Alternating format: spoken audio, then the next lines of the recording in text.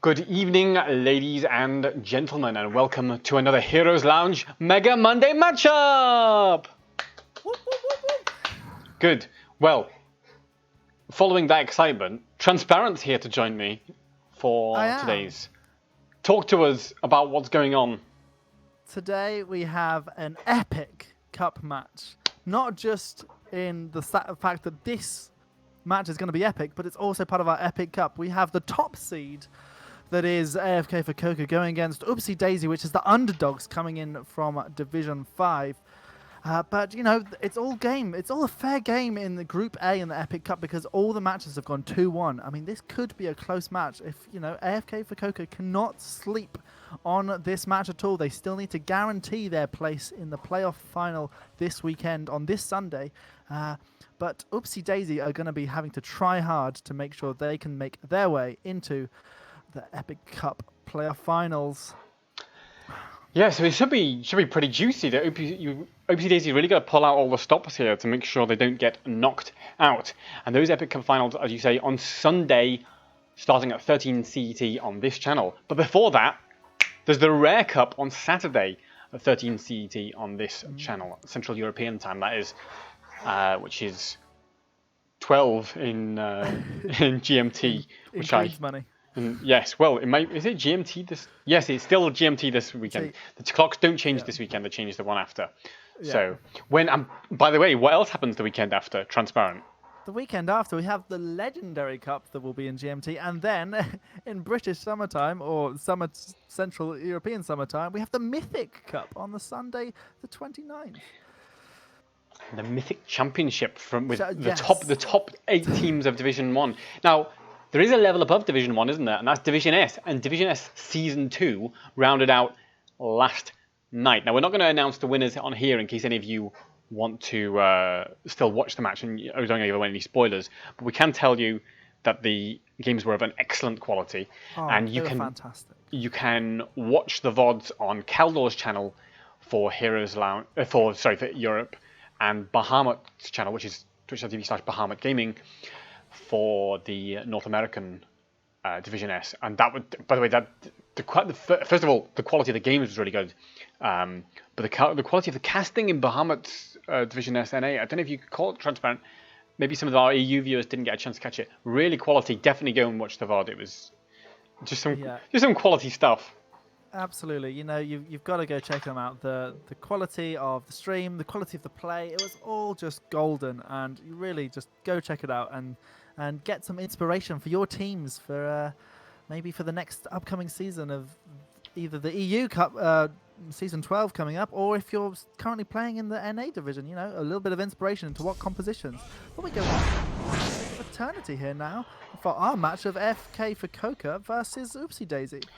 Yeah, so Battlefield of Eternity. I mean, first of all, let's take a quick gander at how we came to play on this map. So you can see there that Volskaya and Garden were banned by AFK for Coco, and Towers and Tomb, the two T's, were banned by Oopsie Daisy. So Battlefield of Eternity picked up there by AFK for Coco, giving first pick over to Oopsie Daisy. Now, what do you make of this map choice?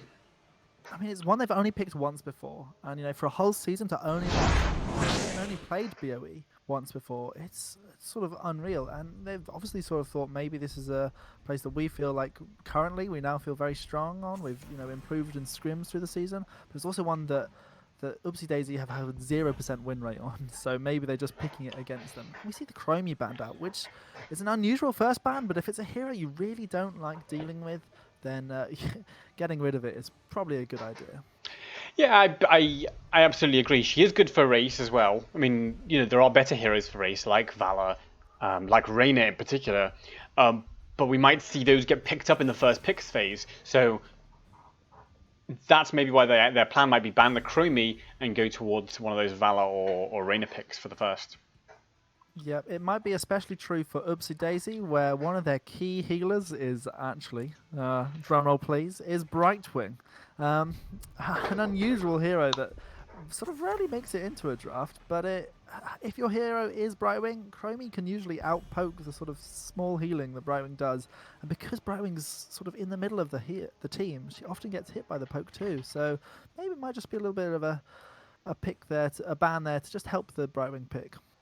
Yeah, I mean, that could be the strat. I mean, I don't really get the idea of Brightwing on Battlefield of Eternity, because typically a Brightwing player wants to get value from her phase shift, and that phase shift cooldown is reduced by being near minion deaths, but also, gets you more value on the larger, more macro-focused maps, which maybe Battlefield isn't. So I'd be surprised to see a Brightwing pick here, even though, as you point out, it is their favorite pick. But, as you said earlier, we've had all the race heroes just ignored. The Greymanes, the Valas, the Rainers, all ignored. I mean, surely some of them are going to get picked up now, but we see an ETC prioritization from Oopsie Daisy. Very surprising to me, yeah. I'm surprised that we don't see, particularly with that Joanna being banned, you'd think that just invites that the Reina first pick, or the Vala first pick. But I guess the idea is, if both of them are open, each team's getting one of those, and maybe they can get Ming as well. But look, imagine you get Ming Reina or Ming Vala now on the side of... Clearly they don't believe in my strats on the side of AFK for Coco, going instead of Arthas and Sylve. Two heroes who can both, by the way, disable forwards if they want to push. Yeah, it's definitely a strategy they might have done before. They've picked Sylvanas. The one time they played it, they picked Sylvanas on this map. So they definitely feel like it's an opportunity for them to snowball forward, get that early push empowered with Sylvanas' Black Arrows trait. The Arthas might just be a sort of a sway to try and force them not to pick Greymane. We see Artanis and Kel'Thas picked up instead. Yeah, I mean, the Artanis absolutely great race. He can be a bit vulnerable to Arthas in particular, so possibly a touch ambitious there to pick, but it shows confidence on the hero from Jemima there. But the Kel'Thas I'm perhaps surprised by, because the Li Ming was open and she's more good traditionally at getting that immortal damage. So I'm slightly surprised we saw the Kel'Thas favoured over the Li Ming there, as Hammer gets banned out by AFK for Coco. Yeah, I think the Kel'Thas is definitely a comfort pick here for Oopsie Daisy. It's something they've picked up before, sort of quite an often thing. It might just be that Karafan doesn't play Li Ming very often and just feels really comfortable on Kel'Thas. And as well, the Living Bomber is superb at destroying the ghouls from Arthas' level 20 Army of the Dead. So they're just picking it there to maybe counteract that. And maybe they did have the Hammer in mind, but it's been banned out, and now the Jaina banned out on the side of Oopsie Daisy. Yeah, but that does leave the Li Ming open for AFK for Coco. I get what you're saying about not picking up the Li Ming on the side of Oopsie Daisy, and because the Arthas Army of the Dead will block those Li Ming shots. But yeah, you've left it open for AFK for Coco to pick up by banning that Jaina. That means they've got a lot of potential pokey racy threats from Linux on the Li Ming there. Dude, and we see the Greymane picked up even with the Arthas. Maybe they're just trying to get maybe a quick swap into a stun and stun. There'll be a lot of lockdown, and the Greymane cursed bullet and just the raw damage he puts out. Maybe they'll try and get a good pick off. And we see Lieutenant Morales. This is an incredible race now on the side of Oopsie Daisy. Yeah, they can use even stim drone on that Greymane, or even, by the way, on that Artanis. Absolutely tear that immortal to shreds. Yes. We just had a sub, and I didn't actually see who it was from. It was Oriel.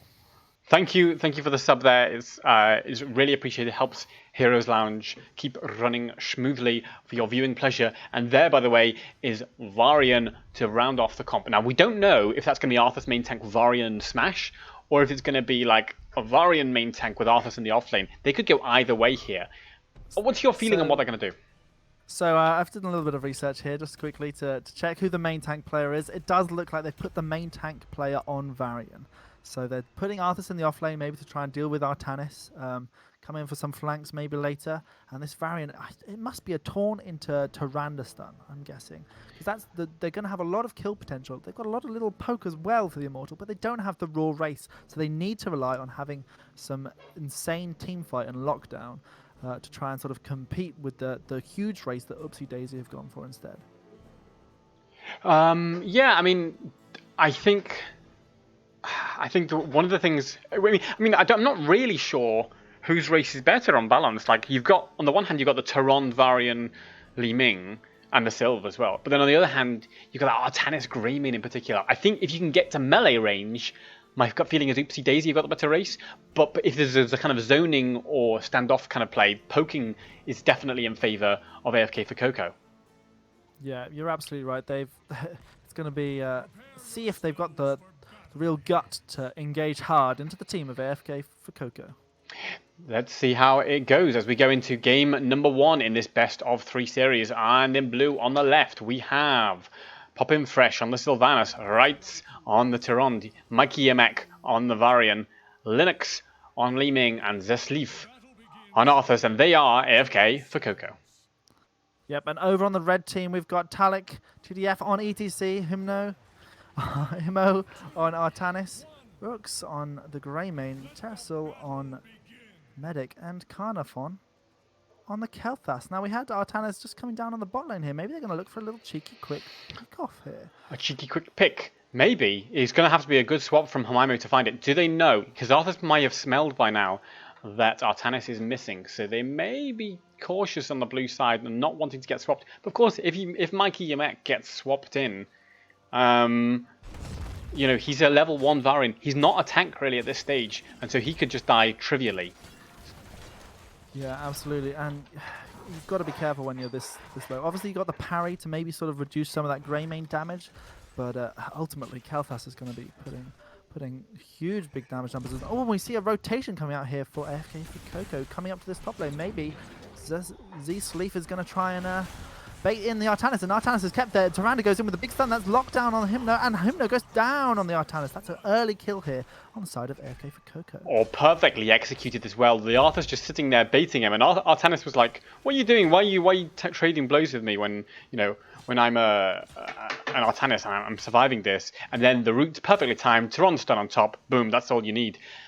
So an early game advantage there for AFK for Coco due to superior rotations, and that they're going to use that to try and put a bit of pressure on this bot camp. By the way, Greymane and Artanis both got the top lane, so there should be a camp going over to AFK for Coco at the bottom. Yeah, although Oopsie Daisy do look like they're positioning a little bit further forward. Obviously, ETC can do a little bit of little tricks, but Yimnet gets stunned out by the Kel'Thas. Maybe ETC is going to get a power slide in through. Yep, they managed to escape. Very nicely done here from Oopsie Daisy, just to escape the wrath of AFK for Coco. Yes, nice. But I like the timing of that, and of course, like I mentioned, it's tough when you're an early game Varian to kind of pressure the enemy tank without dying yourself. He's not very tanky at this stage, but Mikey Yemek perfectly caught balancing that. So well played there to AFK for Coco and showing confidence at this early stage in the game. Yeah, and they're doing this. Artanis did try to take the top camp at the top, but got scouted out by Zesleaf, and obviously now the team has disappeared on the side of AFK for Coco. They've gone into the fog. They've gone into the fog of war, and Himno is now sensibly staying a little bit further back from Arthas. Is this camp a little early, do you think, by AFK for Coco? They've done it very confidently. I wonder if they're planning to push with it with the Sylve, given how early they've taken it. But Sylve is actually Hearth, so maybe not. She's gone back for mana, so she might be here in time, but it does look like they're going to look to take up position. Maybe they're going to go for the invade on the enemy camp, possibly, or they're just looking to scare it off. But you're absolutely right, it was very early, and it's actually going to get taken out by the towers here without any need of clearing up from... But Artanis goes down at the top. Yep, oh yeah, sorry, I was too busy watching the camp. Yeah, it was.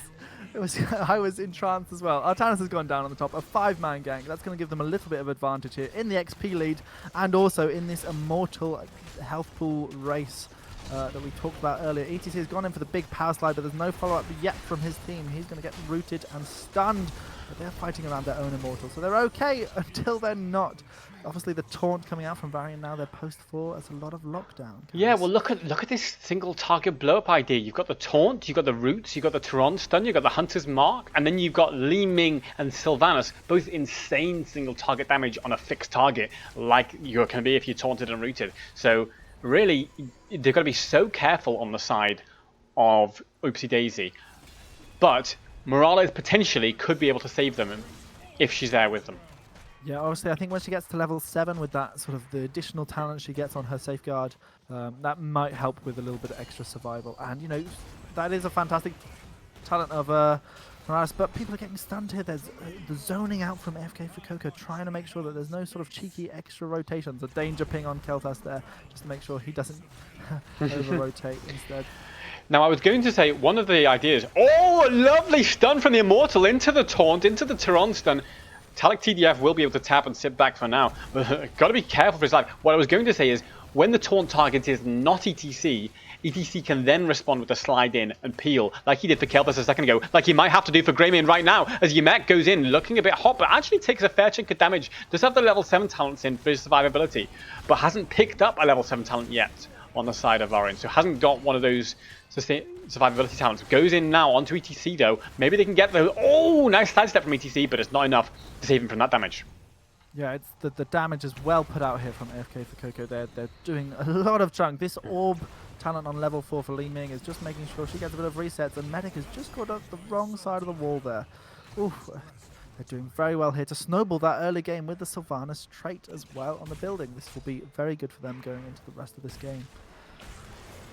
Yes, absolutely. So quality play so far from AFK for Coco. Looking fairly confident here in game number 1. They did come in the favourites in terms of position in the divisions and stuff. But I'll tell you a little fact you might not know, which is in the draw show, we had a viewer poll on who viewers thought would win the Epic Cup.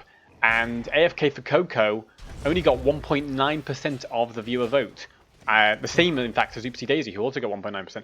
So really, in terms of viewer favourites from the draw show, not coming in the favourites. But in terms of statistics, AFK for Coco looking confident so far. Yep, and they have a sort of just over a 1-level lead here going into this next laning phase. We see them posturing around, but I think as we get to level 10, there may be a bit more strength coming out from the side of Oopsie Daisy. They've just got to be careful for these big stun combos, and Talic almost goes down. Beautiful healing here from the Medic. They're making it out nicely. Very well done. Yeah, nicely played from Talic TDF to sit back fairly safely there. And the thing is, the challenge for Talic TDF as a tank in this game, and by the way, you can see Yemek there waiting to taunt whoever checks his bush. Morales got to be so careful. There's the taunt, there's the stun, there's the Li Ming combo down to 54 HP, and Yemek finishes the job. Yeah, the Lions more just catching out that Medic just as they almost thought they got away. But no, Yemek gets the thing. And the Arthas has come down as well for the Greymane. They've got level 10. They're going to go greedy. And it's Syndragosa on the side of Arthas. Maybe they'll pop it now. Syndragosa! And it secures the kill onto the Greymane. And it's disabled these towers so they can go in onto ETC and get 3 kills in a row. And probably some damage on these towers. But instead, no, they're going straight for that race. Get that Immortal torn down before the enemy has even a sniff of getting anywhere near their heroics. Yeah, they've not got a chance getting heroics before this Immortal phase is over. The way that AFK for Coco are playing, they've rotated straight away while 2 members were still dead. They've popped the half-time show, and I'll be sure to race this second part. Maybe we'll see a full shield Immortal here, as Oopsie Daisy are going to try and get their own camp instead for a little bit of compensation. I mean, it's not just that it's a full shield Immortal, it's a full shield Immortal with a Sylvanas backing it. And by the way, Syndragosa's back up in 55 seconds if the Immortal is still alive at that stage, which with this amount of shield, it may well be. This is a really tough situation for Oopsie Daisy, who've got to be careful about that rotation spot as well. There's Morales in the taunt again, the roots from Arthas and the stun from Tyrant, and it's just beautifully coordinated here from AFK for Coco. They find the taunt and they find the kill. Yeah, they're doing so well. It shows a lot about a team when, you know, even though it's a simple combo, press R on the Varian and then everyone presses their CC, it just shows that everyone's holding back their cooldowns, ready and waiting for Yemek to make those crucial deciding points where they might be able to get this Kel'Thas here. ETC's gone in behind. They have level 10. They have the Mosh Pit available. Do they want to pop it to try and get the Sylvanas? No, not yet. Not this time. Oh, and Greymane escapes just nicely there. I think nice play from Ux on the Greymane there to threaten the Sylvanas. That's their job right now, is to stop popping fresh on the Sylvanas from getting too much push value with this Immortal. But it's tough for them. It's tough for them because they're too leveled down on top of everything else. Artanis rotating down there though. This is the 5v4. This is the fight they're looking for. Artanis waiting in the wings. Wants to find the swap, so goes round. There's the taunt onto Kel'Thas, who sits back. Safe for now, but Arthas is following in. He has the Syndragosa available. He's thinking about casting it. He could go in onto this Immortal. Getting ready to cast it. Zesleeve warming up, ready for the Syndragosa. There's the swap attempt from Artanis. Doesn't quite catch onto Yemek. But now, can they clear this Immortal? Yep, ETC is still posturing, trying to look for that mosh pit, but he just goes a little bit too far forward, and Umek finds him and gets him out. But Poppin' Fresh looks like he's going to go down, and yes, Greymane managed to confirm the kill, but goes down for himself. A crucial trade here, maybe it will prove... Oh, and ETC does go down instead. Oh, they're trading damage left, right, and center, Karis. They really want this keep, and they will get it. And in fact, they've used the Syndragosa to dive even harder, looking for that Mirage. There's the roots, and there's the blow up from Linux. Absolutely shredded there by the combo. Even without the Sylvanas damage there, the laser might zone Tehran for a second, but it's not enough to secure the kill, and Artanis will go down next. Yep, closely followed by... Oh, no! Nope, denied. With 60 HP. The calorie resistance on level 7, proving to be the bane of Kel'Thas there. Hoping to get a quick confirmation, just for a little bit of a trade, just for a bit more XP, but no, denied by 20 armor. I mean, it almost looked like a good fight for Oopsie Daisy. They got that Sylvanas kill, which is what they needed to get to stop that push, but it was just a bit too late because they were waiting for so long for Artanis to get a good position for that swap. He couldn't find the swap because of the tight positioning of AFK for Coco, and ultimately by the time they got the fight underway, the keep was almost already down. Yeah, and they tried desperately with the mosh pit, but Li Ming wasn't in, so Li Ming was able to quickly and swiftly dispatch of ETC, which, you know, ultimately snowballed the rest of the fight after that. Top lane. Sorry to interrupt here, but there's a potential rotation because they do have the talent advantage. Oh, lovely gravity lap stops Umek from coming too close. Talek DF has to slide out, but then there's an Arthas in his face. Destroyed. Absolutely destroyed. Artanis trying to make some counterplay, but I'm not sure it's the time.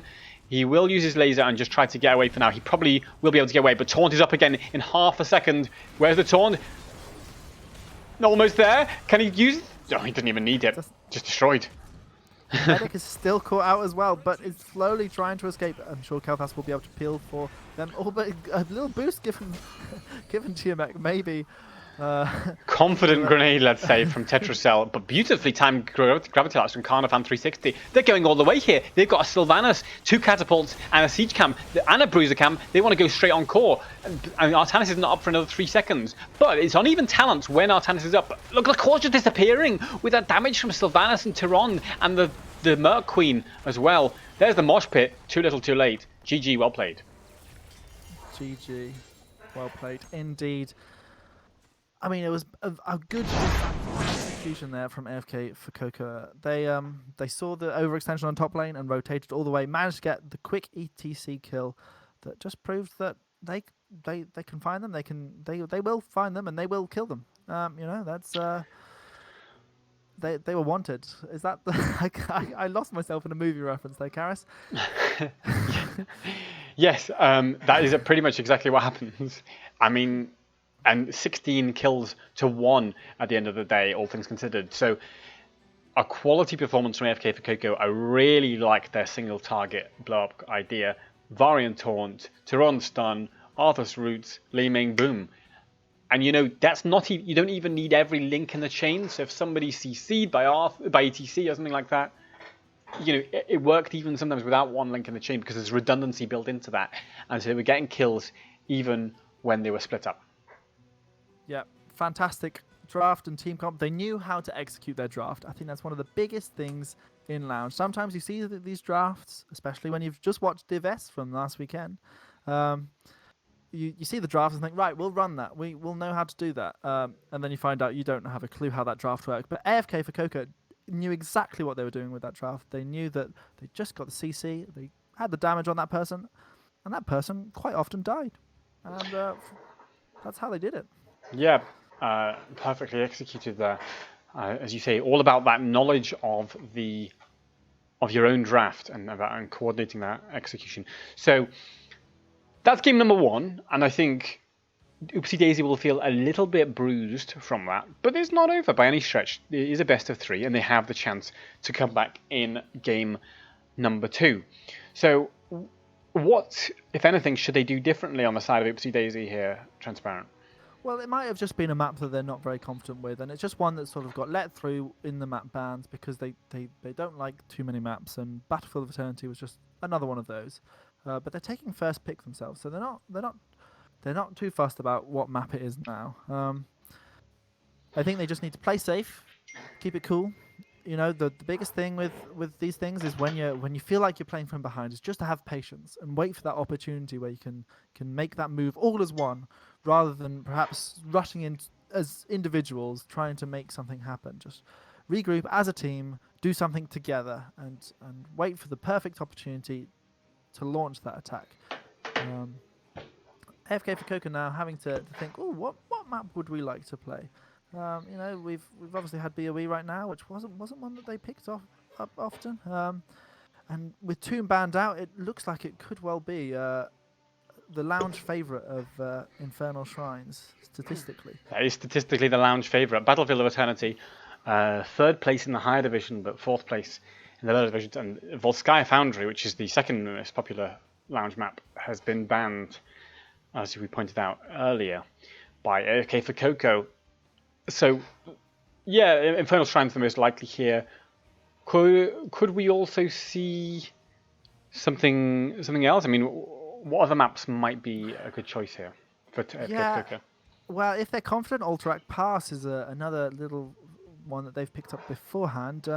It's sort of one of the newer maps, obviously, and I think the meta is still unsettled there. I'd say, you know, that you can get all sorts of things coming out there. You can have your Asmodans, your Junkrats, but still the fan favourites of Li Ming is still there, and the global heroes can do well, but the map is sort of a little bit of a condensed Cursed Hollow, so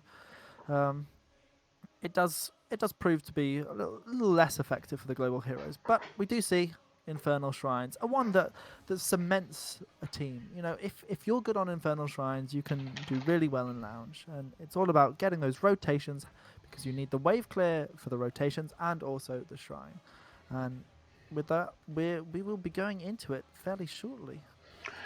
Yeah, Infernal Shrines is kind of the all-rounder map for Heroes of the Storm. I used to say that Cursed Hollow years ago, back in 2016. That used to be what I would call the HOTS map that most represented the game. Infernal Shrines now definitely the lounge favourite. Kind of represents a bunch of different playstyles. What kind of drafts do we tend to see here on the Shrines? Well, we do tend to see Kel'Thas, and we saw it prioritised a little bit by Oopsie Daisy, and it is a hero that has been prioritised by AFK for Coca in the past, so I expect that to be hotly contested. But you can have many of the mages. It's all about wave clear, and it's all about the shrine. The thing is, if you get a lot of wave clear, you quite often don't have a lot of ways to kill the Punisher, the objective himself. So Hanzo, another big pick, sort of has that in between of having that single target damage and also the damage to be able to clear out the shrine. So you've got to pick a little bit of both. So we may still see the Grey Mane. There's so many heroes here, Karis. You can pick most things. I think, and that's why the map is so popular, I think, right? Because it's kind of there's lots of different ideas you can go with in your strategy, and you don't have to. So whereas on Battlefield of Immortal, typically teams feel obliged to. Did I call it Battlefield of Immortal? Battlefield of Eternity. Teams feel obliged to pick heroes who can damage the Immortal, because the heroes you use to secure the objective and the heroes you use to take down an enemy objective are the same heroes. Here on this map, as you point out, those are different heroes, and you can play different styles. You can defend the enemy Immortals. You can split push a bit more because it's a 3-lane larger map. So there's a bunch of different ways that teams can go. We do tend to see prioritization on those good shrine fight heroes, though. Like Alex Straza famously strong here because of her ability to win a shrine fight with the Dragon Queen. Yeah. Those big impacts. Tychus as well. You know, if you transform into something giant, it's pretty good here. What about if you are something giant to begin with, such as a Deathwing? Well, I'm glad you mentioned that, because we didn't have Deathwing in the last map. A hero so hotly contested in the higher up leagues, and was a menace for a long time. We just did not see there in the last match. Obviously, Battlefield turned into a little bit of a different map, maybe not feeling confident with the global abilities of Deathwing, but he's still a giant hero. Maybe they just don't have the player. If you don't have the player who likes playing Deathwing, don't play Deathwing. going into the draft, I do expect we see Sylvanas again. I think she's very good on this map still, and good at pushing with an objective. They showed great prowess in the last map. Absolutely. I'm expecting a pickup. You're watching Heroes Lounge Mega Monday matchup, Epic Cup group stages, AFK for Coco versus Oopsie Daisy. The former are 1-0 up, and they're already ahead in this Group A. So Oopsie Daisy have got to pull something out of the bag. I'm Karis, and this is Transparent. Now, one hero who you might normally see on Infernal Shrines is Zul. Now, why can't teams pick Zul here, Transparent? Now, Zul can't be picked here. I'm afraid the competition management team, they rudely banned Zul just after he was given a little buff. Apparently, he was buffed a little too much and a couple of bugs sneaked in. So we banned out Zul in the rules. He would be really good here, but yeah, he spawns... Well, he doesn't spawn additional skeletons, but the skeletons do additional damage when spawned with his abilities. So to make sure that there was no additional damage taken by our teams, we banned him out. I think my kitchen might be the last patch because a few little bugs have snuck in there as well. So then, yes, Zul not available to either team for this match and until further notice. So if you're a player in Heroes Lounge, don't pick Zul in your match. You will get bad things happening to you. Bad things. A hero a bit like Zul is Johanna, from the Diablo universe, has a lot of wave clear, got banned out by AF for Coca once again. They really don't like playing into that Johanna. And, maybe it's because they have a little bit of a unique tank style. Obviously, they first picked the Arthas last game, then swapped it onto their offlane player. So we could see an Arthas main tank here on Infernal Shrines as well. Can I just add that? Okay, we'll talk about Nazeeb in just a second. I was just going to say I like the Varian ban there from Oopsie Daisy, banning the playstyle that they were just up against. And of course, Varian's particularly strong on Infernal Shrines because of the Victory Rush, giving him ridiculous healing. There's a Blaze main tank, or possibly a Blaze offlane. Yeah, it seems to be something that they have a little bit of flexibility in, and maybe this picking up an offlane maybe main tank is something that they just want to throw off their opponents in the draft. Obviously, Nazebo picked up by Oopsie Daisy, which would be a fantastic hero if they get to level 20. They just need some small stalling mechanics. Maybe we see some big wave clear heroes coming out later. We do see the Imperius and Muradin instead. That's a CC train if I've ever seen one, Karis. That is a juicy CC train. Now, I don't know who goes first, either Imperius or Muradin, but whoever goes first, there's going to be the other one to follow, and then the Ring of Death, the Nazebo wall, goes around them, and that's when the real trouble is going to start. Yeah, they're going to be trapped inside there, possibly with a dwarf, beating their face in with an axe. Muradin has got some fantastic talents throughout his kit now. And just as I'm speaking about that, we see the Brightwing band out. Now, this was something I briefly mentioned, but Oopsie Daisy are a big fan of Brightwing, and Muradin is one of those heroes that you can take with Brightwing due to his self-healing. So a smart ban here from AFK for Coco. Yeah, and I think Brightwing could potentially have been good against the Blaze with that polymorph and potentially the Emerald Wind as well to disengage. Brightwing probably has the best utility of any of the healers in the game. So definitely a sensible ban there. Now, we didn't actually mention the Kael'thas pickup from Linux. Kael'thas is a great hero for the map, I think, because he's a mage who does a lot of AoE damage, can capture a lot of shrine minions very easily, and does a lot of hero damage in those tight choke points. You might see a lot of living bombs spreading around in the next 30 minutes.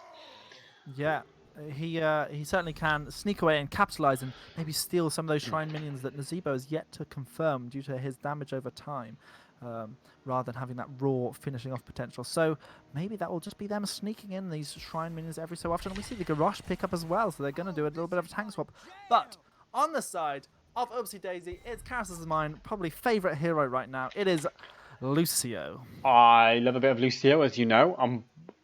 What's interesting is that looks like a bit of a role swap as well. By the way, Tetracell was playing the main tank last game, if I'm not mistaken. You are mistaken. Okay. Talic TZF was on ETC and Tetracell was on Medic. Okay then. That's some good mistaking. Talik is indeed on Mephisto. They might be swapping about. We see Poppin' Fresh picking up this Kerrigan to finish off. That's an aggressive finisher we have there from AFK for Coco. That is, yeah, well, an aggressive initiator as well. So we might see Kerrigan just go in, and if she gets a good combo and Mouth puts roots on top and the Kael'thas damage, that's GG right there. So they don't even need any follow-up in that case. And by the way, Blaze works so well with those clump targets as well. So what we're seeing on the side of AFK for Coco is a draft that will do very well if the enemy team clumps. Guess what healer does AoE heals around him and invites a bit of clumping? It's Lucio. That could be a bit of a problem. And by the way, Lucio's cleanse, you cannot be taking high 5 against a Malfurion, because when you go in to cleanse the person who's rooted with a high 5, the roots stop you and just mean you double the number of deaths in practice. Yeah, it's certainly going to be a hard game for this Lucio here. Although, apart from Kael'thas, the actual poke damage that they have on the side of AFK for Coco is very little. So Lucio might be able to deal with that quite well. Additionally, he's providing extra movement speed where they might be able to just avoid some of these combos that Kerrigan's trying to put out. But it's really up to a bit of a skill matchup here. I think it's going to be a great game. I'm going to get right into it. Yes, let's get into game number 2 on today's Mega Monday matchup. And on left, in blue, we have Yimek on Garrosh. We have Poppin' Fresh on Kerrigan. We have Reitz on Malfurion. We have Zasleaf on Blaze. And on Kael'thas, we have Linux, who apparently is the source of the name for the team because he's always AFK for Coco at the start of the game.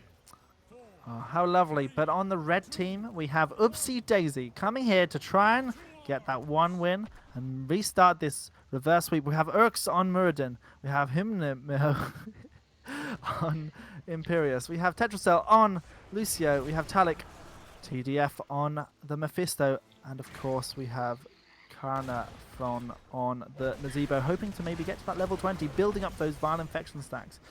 Talik now baiting the throw from Yimek here to start off the game. Yeah, a nice little play from Mephisto. Just be up there and all up in their grill, and that's something that Garrosh can't really deal with unless he runs all the way to the back where the Mephisto came from, and that could put Garrosh in a lot of trouble. And he is a hero who can be taken down. So a nice idea from the Mephisto, and I think that will be impactful in the Shrine fights. Lovely combo from Kerrigan, though, straight onto 2 members, and there's the Malfurion roots on top, as we talked about, followed by the living bomb onto Urks. I think Muradin might be dead already. Yeah, he is. Yeah, it was a nice escape attempt here from Oopsie Daisy, but AFK for Coco just too good with that CC train. Raze is sort of instantly there with the roots. That's a fantastic play from them.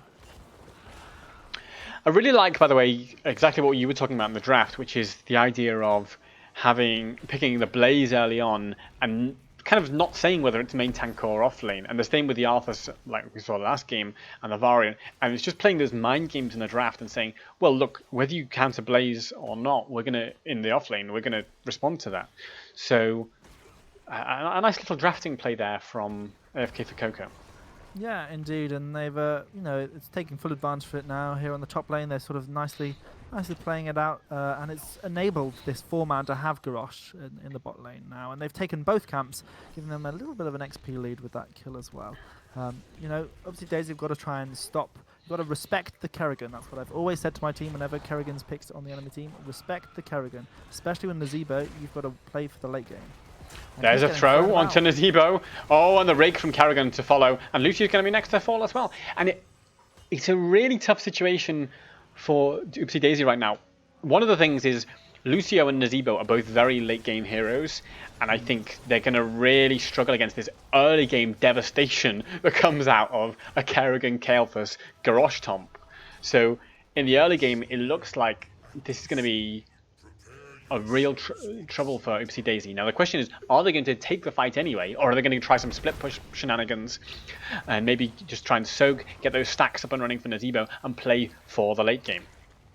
Yeah, they've really. I think they've got to have some patience here. They've got to hold back and realize, they've got a Kerrigan. We're very scared of this Kerrigan. Let's just try do something else for a bit. Let's try and accelerate the game on to level 16. Maybe try and get it to that point at least, so that Lucio can come a bit more online. But it seems like they're still going to try and contest this top shrine a little bit.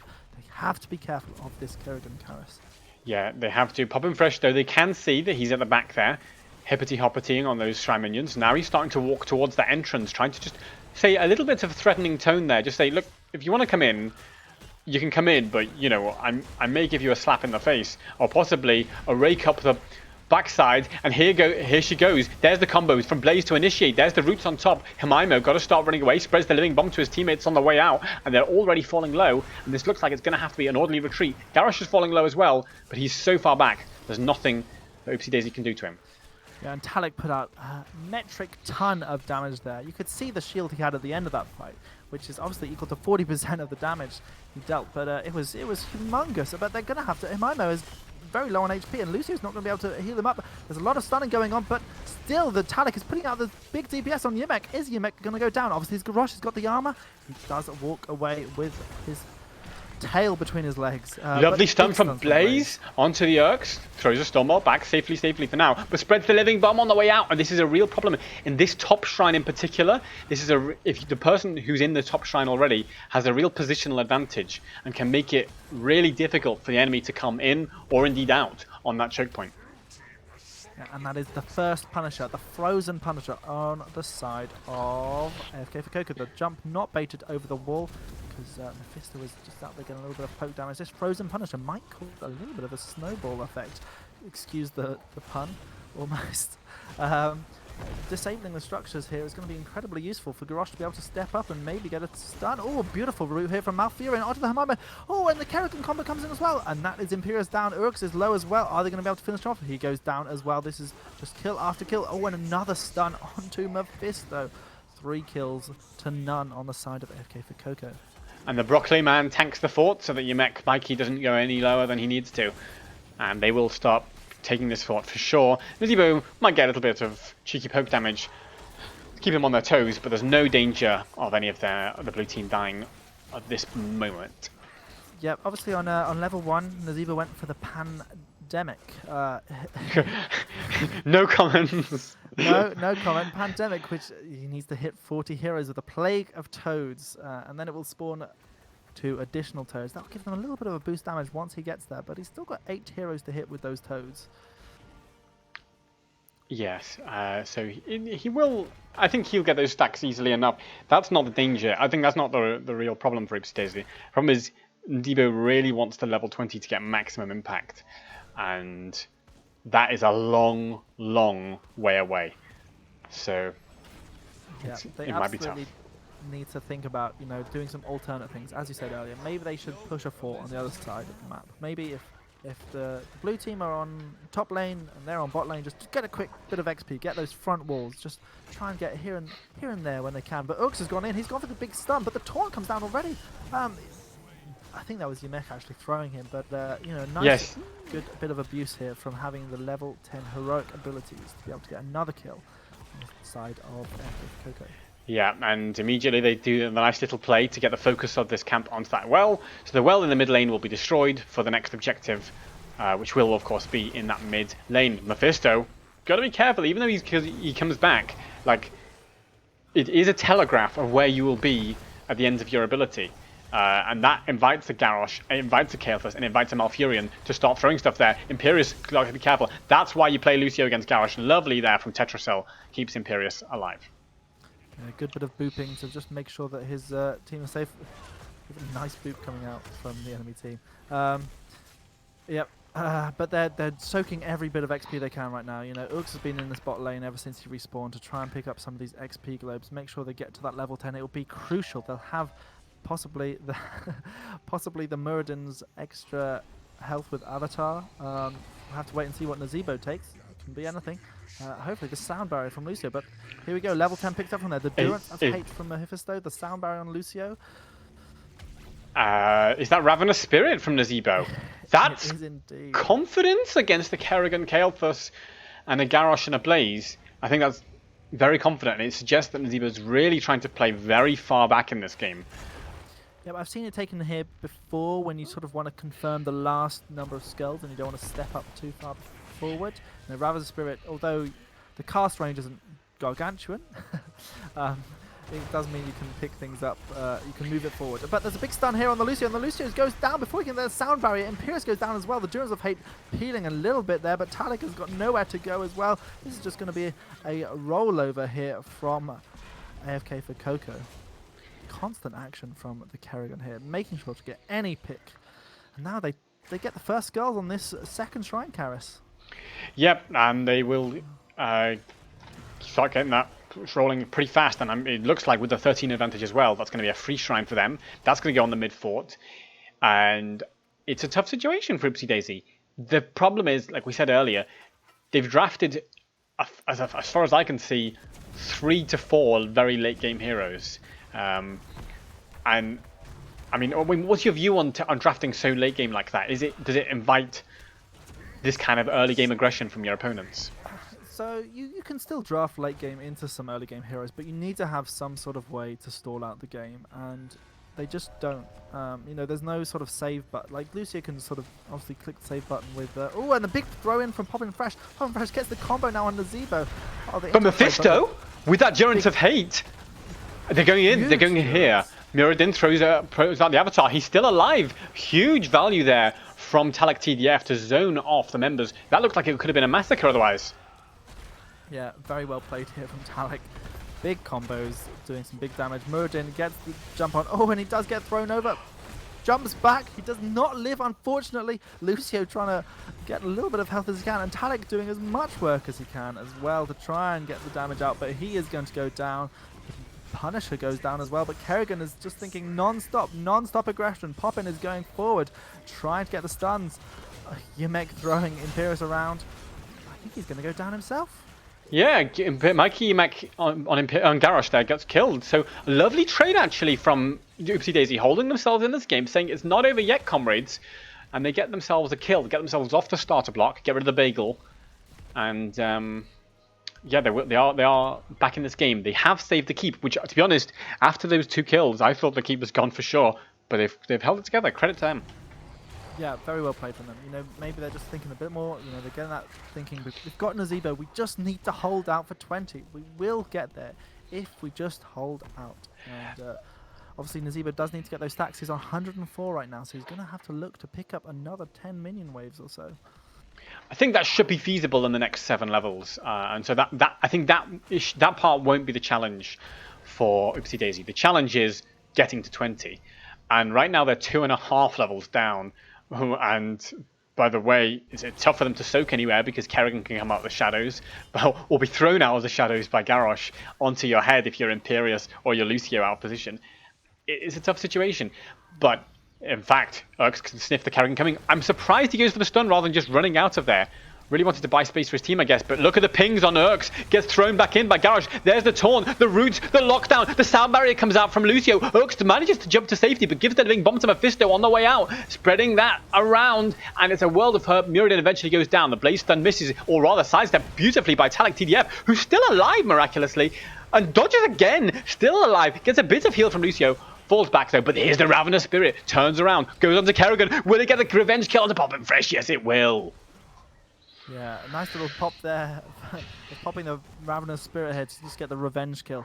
Yeah, they did really well to almost get out there on the side of Oopsie Daisy. If they just had a couple more levels, they possibly would have all survived there. And you know, Talak was doing so much work trying to get the shields from his lightning as well, just to stay alive. But ultimately, that's the problem with Mephisto, is that although you're not a stationary target because you're using your abilities, you do end up remaining in the same place. Imperius does go down to a Garrosh throw, I think. Yes, I didn't actually catch that on camera because I rather didn't expect that there was any fighting going on. But yeah, and of course that's a bit unfortunate timing because by the time he respawns, the shrine will be up, underway again. However, they didn't have 16 anyway, so I don't think they were going to contest it until they get that level 16. And they can give this bottom Punisher. It will go on the fort, and potentially with 16, they can defend at the keep. Yeah, they look like they're positioning to maybe have a little bit of a gank here. They don't have an Imperius though, so this is really risky from there. We're going to see Yimek coming. Urx just backs out, like you said earlier. Here. I'm not quite sure what they're waiting for here. Imperius is arriving, but they don't have the 16. This is the challenge. waiting patiently in that enclave. He's He can just thinking. pop a stun over there and then jump. He doesn't even need to do a combo. No, he backs out instead. And Muradin has gone onto the back line, trying to build a bit of appeal. That was maybe a good play here. The taunt comes out to stop him. The fight is going everywhere. It's not as organized, I think, as AFK Coco would like. Yeah, and a huge sound barrier gets huge value, but Nazeebo on 30 HP falls to the living bomb, and Lucio's next to go. The dominoes are collapsing, popping fresh, popping out the kills, and it's 4 in a row in favor of AFK for Coco in what looked like a good engage for Oopsie Daisy. Yeah, I think we just saw a little bit of value of that level lead and also the tranquility. Having tranquility when you're ahead just has that so much more value. And we see the camp and the catapults pushing in on top lane here, as well as the manual push on the mid lane. This could be 2 keeps here, and they're not looking to end yet, I don't think. Yemek is trying to get this keep by himself. Mephisto goes down to a Kerrigan combo in the back. I'm not sure what they're thinking of doing now, AFK for Coco. I think their plan was get the mid keep because it's a keep, and then they can get the Punisher anyway because Mephisto's not alive for another 26 seconds. So because they staggered that Mephisto death quite nicely, so that means they got the keep effectively for free because then they still get the Punisher anyway. Yeah, absolutely true. And they're looking to get this bottom 4 as well.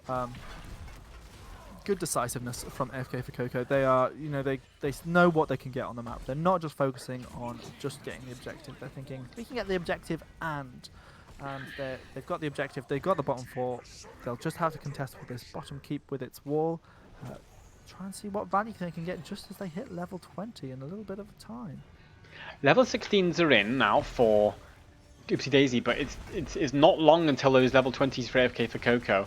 And by the way, this keep might be dead in the meantime. Light from Mephisto just to get some damage in early, get the poke, but it does mean the Punisher hasn't jumped over the wall. There's the Durance of Fate onto Garrosh, gets cleansed out by the mouth. Punisher's still walking on, the Ravenous Spirit being used to clear, but that means he's going to be exposed to the gravity lapse. Kerrigan can follow up here. Beautiful stun from Muradin, and Imperius stops the Kerrigan from coming in on Nazeebo. It was all a bait all along. Imperius pops his ult, starts going in for the Linux, tries to get to the backline here, but there's the shield from Lucio, keeps Imperius alive for now, but nobody is falling low on the side of AFK for Coco. Imperius just trying to escape, but there's the Malfurion route, stops him running for now. Lucio gets smacked down by John Cena with his dying breath.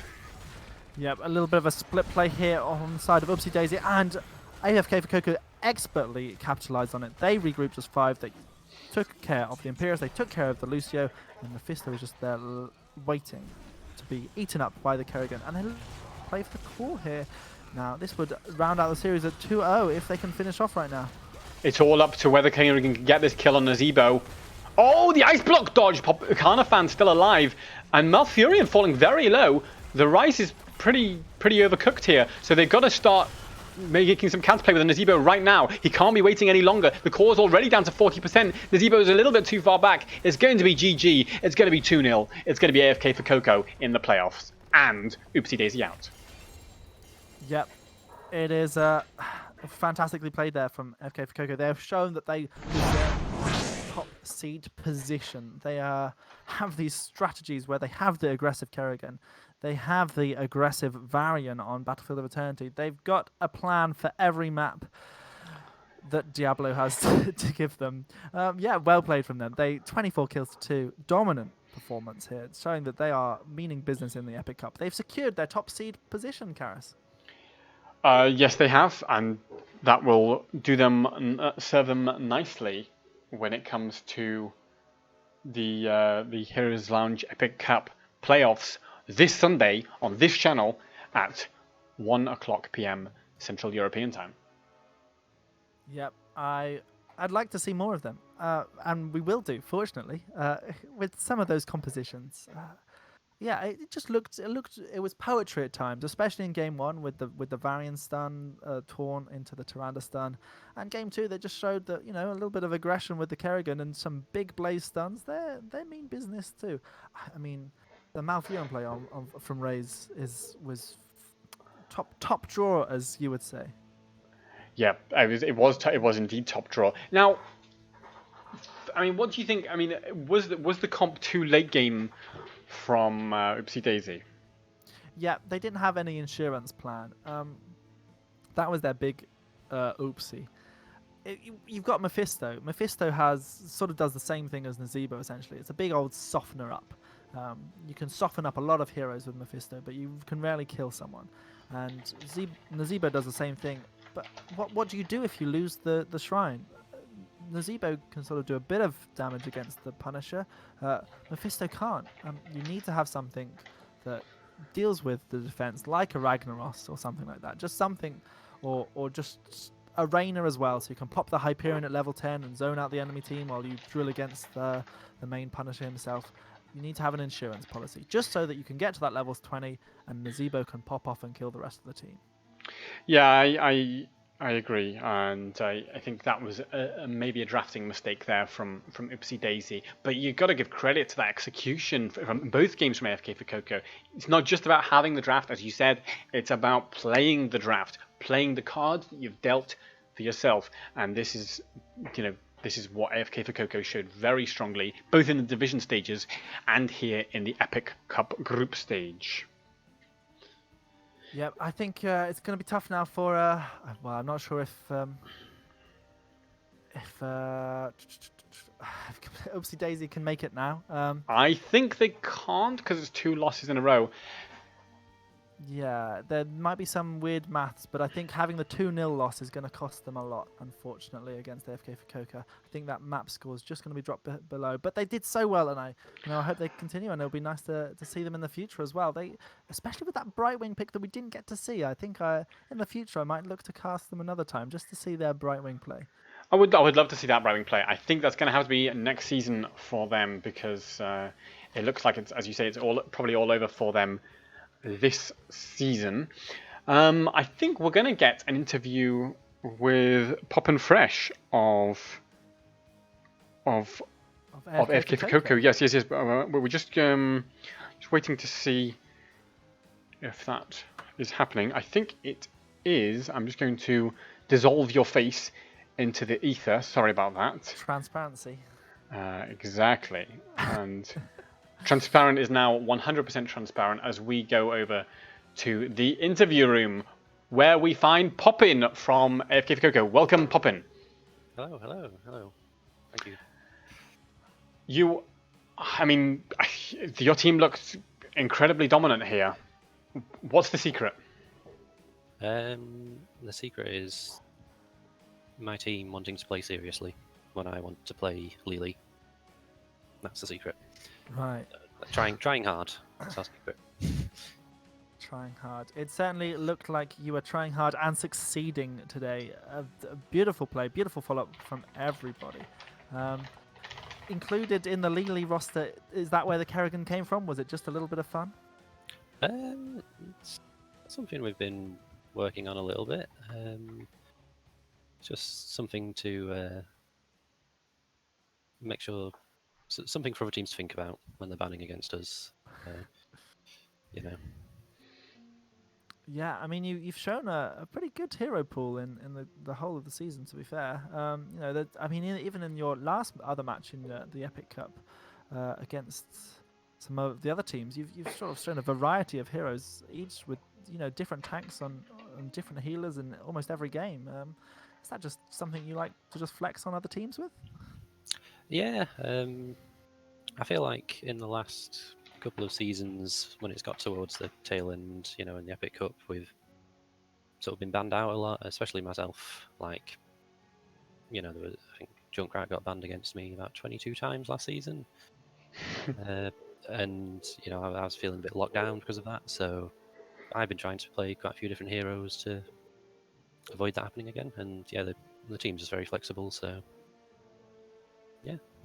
Very nice indeed. So, I mean, it looks like your team coordinates particularly nicely with those kind of single target lockdown blow up comps. How much practice goes into that to get that execution so sharp? Quite a bit actually. We've been working on it for quite a while, but then not really playing it in lounge. Like most scrims, we sort of work on it, and then up until this Epic Cup, we've never used it much. Maybe like the odd game. So I feel like we've got it on point pretty much now. So I feel a bit more comfortable going into that. Yeah, I mean, and it's looking incredible. Um, It'll- sorry, go on. Trans. No, I was just going to say, it always takes a lot of confidence to bring something from scrims where you sort of hope it works into an actual match when you're sort of so used to maybe doing a similar comp every time and you just think, well, maybe we should do that thing we did in scrims and see if it works. Was that the case on BOE today? Because you've not really played Battlefield of Eternity until this sort of last couple of matches. Yeah, that's a. Wait, am I going to say too much? Oh, Yeah, that's one of our game plans for that map. We've got plenty of backup heroes for that, so we're not just locked down to that specific comp, but that's kind of what we'll look for on that map. So yeah, I mean, it worked out perfectly today. yeah, we used to ban Battlefield every match pretty much. So, but no, we're starting to feel more comfortable on it. So So you go into the big playoffs on Sunday. How Yep. are you feeling about that? pretty good. Especially after this match, I think that's filled us with a bit of confidence. As long as we play well, then I think we're in with a good chance of getting to the final. But as long as we play well, I'm happy. You know, if we play bad and lose, that's no good. But if a team just outplays us, then fair play, GG. You know. But yeah, feeling good. Yes. Well, I mean, did you know that in the draw show viewer poll, your team only got 1.9% of the viewer vote on teams most likely to win the Epic Cup? I am well aware, and I'm upset. We're the underdog, the top team, but also the underdog at the Yeah. same time somehow. So I expect if we win, then the entirety of Twitch chat will just be people booing, and you know. Now, your Epic Cup match on because you'll be first seed, you most likely will be going against Diablo Immortal or Tactical Suicide. Now, Tactical Suicide was a top Div 5 team, whereas Diablo Immortal coming from the bottom half of Div 4. Which of those do you think you're gonna prefer to be your first opponent on Sunday? I would say Diablo Immortal. We played them towards the end of the season, so we kind of know what to expect. Turtle team, no, Tactical Suicide, wasn't it? Yeah. Yeah, Tactical Suicide beat Team Baby Rage yesterday. Yeah. So that sort of made me think, hold on, they might be a bit of a surprise package. Absolutely. So, yeah, I'd probably go with Diablo Immortal, but either way, I'm looking forward to it. Very good stuff, Poppin. A final question for you, Poppin, which is Yes. not related to your team. You're content Fine. manager for Heroes Lounge. People might not know. Yes. What exciting content can we look forward to in the coming period of time? I've got a nice review of the Epic Cup group stage, which is happening right now. That should be out on Saturday. Yeah, Saturday, just in time for the knockouts on Sunday. And then hopefully, once playoffs have finished, we should have some nice interviews with the winners. Hopefully. And how excited are you at the thought of winning potentially a Heroes Lounge Epic Cup trophy? Very excited. I've dreamed of it ever since I joined Lounge. Is that a good answer? That's, I would say, a 4-star answer. Okay, I'll try harder next time. Well, it was very good. Any final thoughts from you, Poppin, before we head off? No, not much. Thank you very much for the cast. I appreciate it. It's good fun. GG to your team. And well played to my team, I guess. They're okay. I don't mind them too much. Fair enough. Well, thank you for joining us, and good luck in the Epic Cup on Sunday. Cool. Thank you very much. Cheers, guys. Thank you. Bye. So, we are going to go. So we're going to go home soon, back to our lives. It's going to end Mega Monday matchup. Transparent. I mean, what are your thoughts as you come back on screen of this match that you've just seen? This match today has obviously shown us that AFK for Coca have a lot of things in prep. I mean, Poppin was talking about he had multiple strats for each map, and that's a lot of preparation. He is obviously hungry for this Epic Cup win. I'd be sure to tune in on Sunday. That's what I'm sure to do. I'll be tuning in 100%. Is that because you're the only mod? It's because I am going to be moderating all of it. But also because there's some other great teams from Division 4 and 5 that hopefully will be making it and be challenging AFK for Coca after they're dominant in the main season. Some teams will pull out all the stops in the final cup. So yeah, I'd be sure to check out the Epic Cup at the end on Sunday. Well, that's a great idea. And if that's not enough Heroes Lounge for you, guess what, ladies and gentlemen? Before that, we've got the Heroes Lounge Rare Cup on this Saturday at the same time of 13 CET. So it's an early start for those of us who like to sleep until 2 on Saturdays.